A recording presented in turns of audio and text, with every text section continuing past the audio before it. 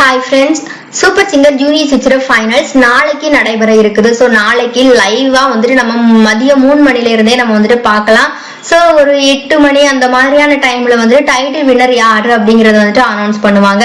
So இதுக்கு முன்னாடி நம்ம சேனல்ல வந்துட்டு வீடியோல சொல்லும்போது சொல்லியிருப்போம் 50-50 அப்படிங்கிற ரூல் வந்துட்டு ஃபாலோ பண்றாங்க. என்ன அப்படின்னா நம்மளுடைய மக்களுடைய ஓட்டிங்ல இருந்தும் நம்மளுடைய ஜட்ஜஸ் உடைய ஸ்கோர் ரெண்டத்தையும் வந்துட்டு கம்பைன் பண்ணி தான் வந்துட்டு டைட்டில் வின்னர் வந்துட்டு அனௌன்ஸ் பண்ணுவாங்க அப்படின்னு சொல்லிட்டு. பட் இந்த ஒரு நான் சொன்ன இந்த ஒரு இதை வந்துட்டு நிறைய பேர் வந்துட்டு சீரியஸா வந்து எடுத்திருக்க மாட்டாங்க, ஏதோ சும்மா ஃபேக் நியூஸ் சொல்றாங்க அப்படின்னு சொல்லிட்டு.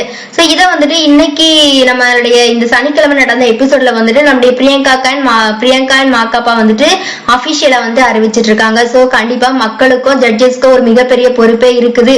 சோ வந்துட்டு நீங்களும் மக்களும் ஜட்ஜஸும் தான் சேர்ந்து வந்துட்டு இந்த சீசனுக்கான டைட்டில் வின்னரை வந்துட்டு தேர்ந்தெடுக்க போறீங்க அப்படின்னு அபிஷியலா அறிவிச்சிருக்காங்க. சோ கண்டிப்பா வந்துட்டு டைட்டில் வின்னர் யாரு ஆக போறாங்க அப்படிங்கறதுல கண்டிப்பா வந்து ஒரு மிகப்பெரிய கேள்விக்குறியே இருக்குது.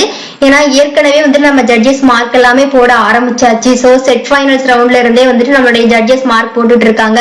சோ வந்து இப்போ டைட்டில் வின்னருக்குரிய போட்டி வந்துட்டு 3 பேர்கிட்ட நிலவுது அப்படின்னே சொல்லலாம். அதாவது 3 பேர் அப்படிங்கறது எதை வச்சு சொல்றோம் அப்படின்னா நம்ம மக்கள் கிட்ட இவங்களுக்கு இருக்கிற ஆதரவை வச்சுதான். சோ அவங்க யாரு அப்படின்னு பார்த்தோம் அப்படின்னா நம்மளுடைய எப்போதும் மக்கள் கிட்ட அதிக அளவு ஆதரவு இருக்கிற நம்மளுடைய பூவையாரும் அனுஷ்யா அண்ட் வந்து நம்மளுடைய ரித்திக். சோ இவங்க 3 பேருக்கு மக்கள் மத்தியில அதிக அளவு ஆதரவு இருக்குது. சோ இவங்க 3 பேர்ல மக்கள் ஓட்டிங் வச்சு டைட்டில் வின்னர் அறிவிச்சாங்க அப்படின்னா கண்டிப்பா அந்த டைட்டில் வின்னர் வந்து நம்மளுடைய பூவையாருக்கு தான் போகும்.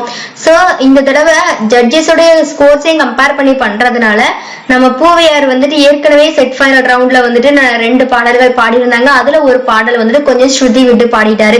சோ கண்டிப்பா அதுல வந்து அவருக்கு மார்க் கம்மியா இருக்கும். நம்ம ரித்திக் அனுஷ்யா வந்துட்டு அதுல வந்துட்டு ரொம்பவே பெர்ஃபெக்டா பாடி எப்படியும் நல்ல ஸ்கோர் வாங்கியிருப்பாங்க.